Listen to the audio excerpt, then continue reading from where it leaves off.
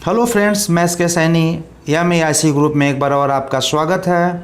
और आज हम लोग पढ़ेंगे अर्थशास्त्र एक नज़र में। अर्थशास्त्र एक नज़र में जिसके अंतर्गत पहला क्वेश्चन देखते हैं कि अर्थशास्त्र के जनक के रूप में जाना जाता है, मॉडर्न फादर ऑफ इकोनॉमिक्स के रूप में जाना जाता है। चार ऑप्शन है, एडम स्मिथ है, मार्शल है, रॉबिन्स है, JK मेहता है। तो सही उत्तर आपका है एडम स्मिथ। एडम स्मिथ को मॉडर्न फादर ऑफ इकोनॉमिक्स के रूप में जाना जाता है। नेक्स्ट दूसरा क्वेश्चन देखते हैं कि धन संबंधित परिभाषा किसने दी। धन संबंधित परिभाषा किसने दी। तो इसमें चार option, Robbins, Adam Smith, Marshall, JK Mehta. तो यहाँ पे सही उत्तर है आपका एडम स्मिथ। एडम स्मिथ ने वेल्थ ऑफ नेशंस नामक पुस्तक सन 1776 में प्रकाशित हुआ था। उसी पुस्तक के माध्यम से अर्थशास्त्र एक अलग विषय के रूप में इन्होंने दिया। किससे पहले गृह अर्थशास्त्र के रूप में इसे जाना जाता था, लेकिन वेल्थ ऑफ नेशंस के प्रकाशन के बाद अर्थशास्त्र एक अलग विषय के रूप में जाना जाने लगा। तो धन संबंधित परिभाषा किसने दिया था? तो एडम स्मिथ ने दिया था।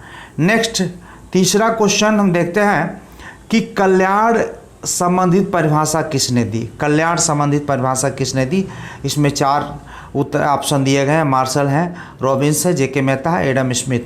तो इसका जो सही ऑप्शन है आपका ये मार्शल है। मार्शल ने एडम स्मिथ के अपोजिट परिभाषा कर दिया, इसलिए उनका परिभाषा धन संबंधित था और इनका परिभाषा कल्याण संबंधित था, क्योंकि प्रोफेसर मार्शल ने मनुष्य को प्रधान और धन को गौण बताया।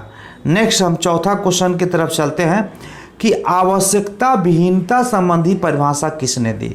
आवश्यकता विहीनता संबंधित परिभाषा किसने दिया? चार option, Marshall, Robbins, JK Mehta, Adam Smith. तो इसका जो सही उत्तर है आपका यह प्रोफेसर JK मेहता ने आवश्यकता विहीनता संबंधित परिभाषा दी। जो भारतीय अर्थशास्त्री हैं JK मेहता के द्वारा आवश्यकता विहीनता संबंधित परिभाषा दिया गया। इनके अनुसार आवश्यकताओं को त्यागने पे बल दिया गया। आवश्यकताएं जितनी ज़्यादा आपके पास होगी, दुख आपको उतना ही ज़्यादा होगा। तो इस तरह से हमने देखा आवश्यकता विहीनता संबंधित परिभाषा प्रोफेसर JK मेहता के द्वारा। नेक्स्ट क्वेश्चन आपका है दुर्लभ या सीमित साधन संबंधित परिभाषा किसने दी। दुर्लभ या सीमित साधन संबंधित परिभाषा किसने दिया? चार option, Robbins, Marshall, JK Mehta, Adam Smith.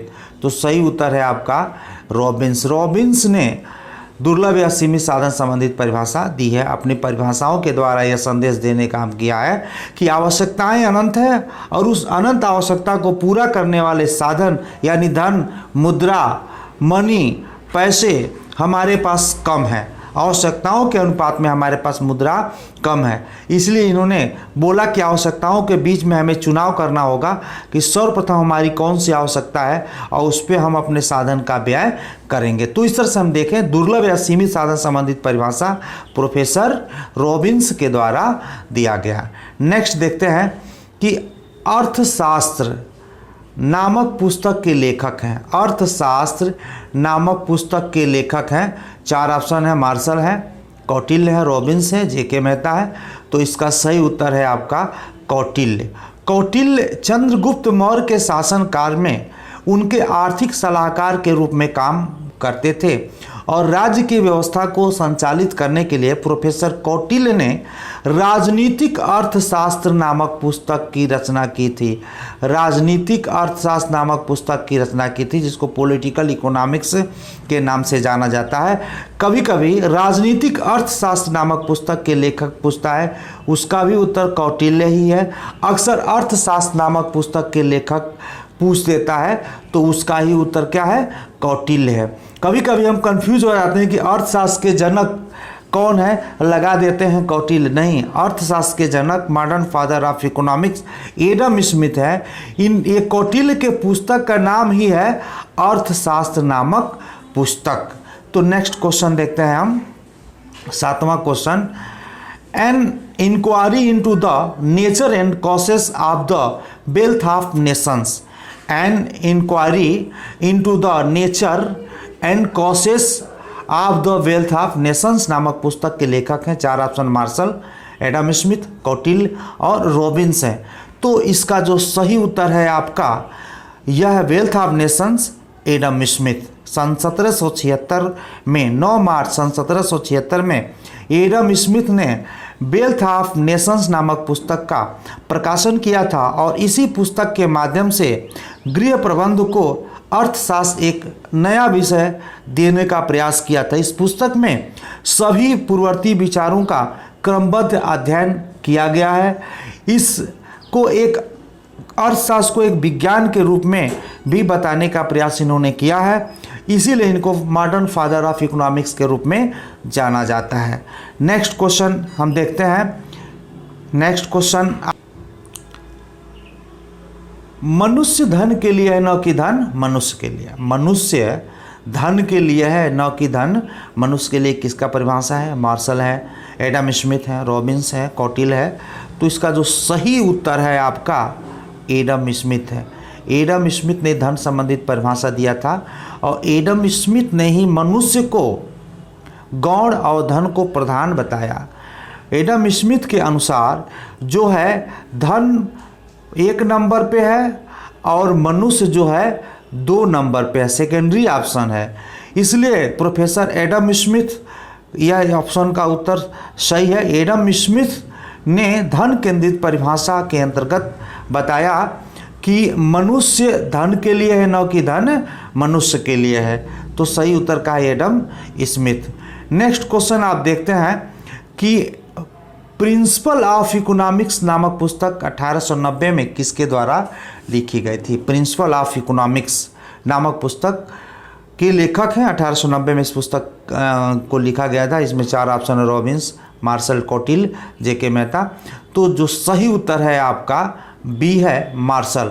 Martial ने ही इस पुस्तक के माध्यम से अपना परिभाषा, कल्याण संबंधित परिभाषा दिया था। नेक्स्ट क्वेश्चन देखते हैं 10वें नंबर का आपका, धन मनुष्य के लिए है न कि मनुष्य धन के लिए है? धन मनुष्य के लिए है न कि मनुष्य धन के लिए है। इस परिभाषा से यह स्पष्ट होता है कि मनुष्य को प्रथम स्थान और धन को सेकेंड स्थान दिया गया है। तो इसका जो सही उत्तर है आपका मार्शल है। मार्शल ने प्रोफेसर एडम स्मिथ के परिभाषा का उलट कर दिया है, मतलब उल्टा कर दिया है। प्रोफेसर एडम स्मिथ ने मनुष्य को धन को प्रधान माना है और मनुष्य को गौण, लेकिन प्रोफेसर मार्शल ने यहाँ पे देख सकते हैं कि मनुष्य को फर्स्ट और जो धन को सेकंड माना है। इसीलिए प्रोफेसर मार्शल कल्याणकारी अर्थशास्त्र के रूप में जाने जाते हैं। तो इस तरह से देख सकते हैं धन मनुष्य के लिए है न कि मनुष्य धन के लिए। यानी इस पृथ्वी पे धन अगर है तो मनुष्य के लिए बना है, मनुष्य धन के लिए नहीं बना है। तो सही उत्तर है आपका मार्शल। नेक्स्ट क्वेश्चन हम देखते हैं 11वें नंबर का कि an essay on the nature and signification economics science. An essay on the nature and signification of economics science नामक पुस्तक के लेखक हैं। 4 ऑप्शन है, मार्शल हैं, कौटिल्य हैं, रॉबिन्स हैं, एडम स्मिथ हैं। तो इसका जो सही उत्तर है आपका प्रोफेसर रॉबिन्स। इसी पुस्तक के माध्यम से रॉबिन्स ने दुर्लभ या सीमित साधन संबंधित परिभाषा को दिया था। और आवश्यकताओं अनंत है और साधन सीमित है, इसलिए हमें आवश्यकताओं के बीच चुनाव करना होगा। इसी पुस्तक के माध्यम से समाज को एक संदेश देने का काम। नेक्स्ट क्वेश्चन देखते हैं 12वें नंबर का, इकोनॉमिक्स ऑफ ग्रोथ नामक पुस्तक के लेखक हैं। इकोनॉमिक्स ऑफ ग्रोथ नामक पुस्तक के लेखक हैं। 4 ऑप्शन है, रॉबिन्स है, जेके मेहता है, मार्शल है और कौटिल्य है। तो इसका जो सही उत्तर है आपका जेके मेहता है। जेके मेहता भारतीय अर्थशास्त्री हैं और इनका जन्म बॉम्बे में हुआ था और इलाहाबाद यूनिवर्सिटी में शिक्षण का कार्य किए और शिक्षक के रूप में भी यहाँ पे काम, उन्होंने शिक्षा ग्रहण करने के साथ साथ यहाँ पे शिक्षक के रूप में भी काम किया था। तो इकोनॉमिक्स ऑफ ग्रोथ नामक पुस्तक के लेखक हैं प्रोफेसर जेके मेहता। सही उत्तर है आपका जेके मेहता। नेक्स्ट क्वेश्चन देखते हैं 13वें नंबर का क्वेश्चन है, आवश्यकता ही दुखों का जड़ है। आवश्यकता ही दुखों का जड़ है। 4 ऑप्शन है, मार्शल, रॉबिन्स, जेके मेहता, कौटिल्य। तो इसका सही उत्तर है आपका सी, जेके मेहता ने बताया कि आवश्यकता ही दुखों का जड़ है। मनुष्य जितनी ही ज़्यादा आवश्यकताएं पालेगा, दुख उसको उतना ही ज़्यादा होगा, क्योंकि जितनी आवश्यकताएं वो पालता है उतना आवश्यकता उसको पूरा नहीं होता। आवश्यकताएं बड़ी होती है और पूरा कम होता है। तो जितनी ही कम आवश्यकता पूरी होगी, तकलीफ़ उसको उतना ही होगा। तो आवश्यकताएं जितनी ही कम पालेंगे वो ज़्यादा आपका पूरा होगा, इसलिए तकलीफ़ आपको कम होगा।